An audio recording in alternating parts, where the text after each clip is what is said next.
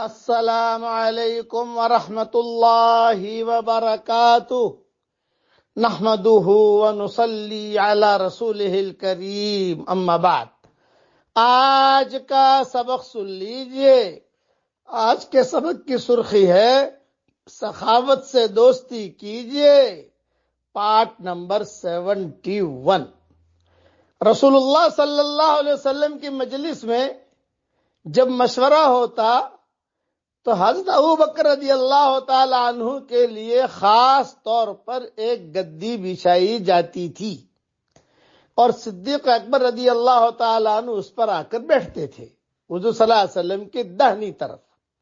لیکن مشورہ جب چلتا رہتا تو دیکھتے کہ سامنے سے حضرت عباس آ رہے ہیں، حضور صلی اللہ علیہ وسلم کے چچا، تو صدیق اکبر رضی اللہ تعالیٰ عنہ سخاوت کرتے، اکرام کرتے، سب کے سامنے کھڑے ہو جاتے اور کھڑے ہو کر حضرت عباس کو کہتے کہ چچا یہاں تشریف لائیے، یہاں بیٹھیے، حضور صلی اللہ علیہ وسلم کے پاس بیٹھیے۔ حضور صلی اللہ علیہ وسلم بہت خوش ہوتے تھے اس اکرام سے کہ دیکھو یہ جگہ ہے ابوبکر کی، قربانی بھی ہے ان کی، اور یہ جو ہے یہ اپنا حضرت عباس کو جگہ دے رہے ہیں۔ عبداللہ ابن عباس فرماتے تھے، حضرت عبداللہ ابن عباس تو چھوٹے تھے عمر میں اس وقت میں، لیکن یہ منظر دیکھتے رہتے تھے۔ ایک مرتبہ صدیق اکبر رضی اللہ تعالیٰ عنہ بیٹھے ہوئے اور حضرت عباس جو ہے مشورہ چل رہا ہے، اور سامنے سے حضرت عباس جو ہے سفید کپڑے پہن کر، اچھے اجلے کپڑے پہن کر تشریف لائے۔ صدیق اکبر کھڑے ہو گئے۔ آپ نے فرمایا ابھی کیوں کھڑے ہو گئے تم، کہاں جا رہے ہو؟ حضرت آپ کے چچا تشریف لا رہے ہیں، آپ کے چچا آ رہے ہیں۔ تو حضور صلی اللہ علیہ وسلم نے فرمایا کہ اس نے سفید کپڑے پہنے ہیں اور اس کے بعد ان کی اولاد میں 12 بادشاہ بنیں گے، یہ آپ نے صحابہ سے کہا۔ کچھ لوگ مسکرائے بھی۔ حضرت عباسی مجلس میں آ گئے، اسی جگہ پر آ کر بیٹھ گئے جہاں صدیق اکبر بٹھاتے تھے۔ تو حضرت عباس نے کہا کہ حضرت میرے آنے پر آپ نے کچھ فرمایا ہے؟ تو فرمایا ہاں میں نے خیر کی بات ہی کہی ہے، شر کی بات نہیں کہی۔ یہ فرمایا ہاں آپ تو ہمیشہ خیر کی بات ہی کرتے ہیں حضرت، لیکن کیا فرمایا ذرا مجھے بھی بتا دیجئے تاکہ مجھے بھی خوشی ہو۔ آپ نے فرمایا کہ میں نے کہا دیکھو میرا چچا سفید کپڑا پہن کر آ رہے ہیں اور ان کے بعد 12 بادشاہ بنیں گے، 12۔ تو آپ نے حضرت عباس جو ہے خوش ہو گئے، عبداللہ ابن عباس بھی خوش ہو گئے، سارے صحابہ بھی خوش ہو گئے۔ صدیق اکبر یہ ہمیشہ سخاوت کرتے تھے، اس قسم کی اکرام کرتے تھے، اسی لیے اللہ نے ان کی محبوبیت ڈالی تھی۔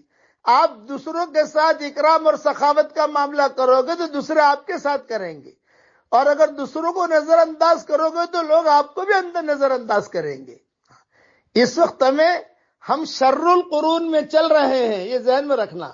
خیر القرون گیا، یہ شر القرون ہے، قیامت کے قریب والا معاملہ جس میں دجالی فتنے اٹھ رہے ہیں، سارے کے ساری چیزیں اٹھ رہی ہیں۔ اس میں ان تربیتوں کا خیال رکھیے۔ آج ہمارے پاس شریعت کا علم تو ہے لیکن تربیت کا علم نہیں ہے۔ یہ تربیت تھی حضور اکرم صلی اللہ علیہ وسلم کے صحابہ سے کہ صدیق اکبر کے لیے گدی بچھائی جاتی تھی، وہ جو ہے کھڑے ہو جاتے تھے سب کے سامنے اور حضرت عباس کو بٹھاتے تھے۔ حضور بہت خوش ہوتے تھے کہ دیکھو میرے گھر والوں کا، میرے چچا کا کتنا احترام کرتا ہے یہ آدمی۔ ہاں، اس لیے سخاوت کیجئے اور اکرام کیجئے لوگوں کا۔ اللہ تعالی ہم سب کو عمل کرنے کی توفیق عطا فرمائے۔ اب پڑھ لیجئے میرے ساتھ، ربنا لا تزغ قلوبنا بعد اذ هديتنا وهب لنا من لدنك رحمة انك انت الوهاب۔ یہ قرآنی دعا ہے، دھیان کے ساتھ پڑھتے رہنے سے انشاءاللہ اولاد نیک صالح ہوگی بھی، اور نیک صالح اولاد پیدا بھی ہوگی۔ اللہ تعالی ہم سب کے اولاد کو دیندار بنائے اور ہم سب کی آنکھوں کا ٹھنڈک بنائے، ہماری خوشیاں ہماری اولاد کو دکھائے اور ان کی خوشیاں اللہ ہم سب کو دکھائے۔ آمین وآخر دعوانا ان الحمدللہ رب العالمین۔ یہ روایت جو میں نے بیان کی ہے کہ حضرت عباس کے اولاد میں 12 بادشاہ بنیں گے، یہ روایت طبرانی میں موجود ہے۔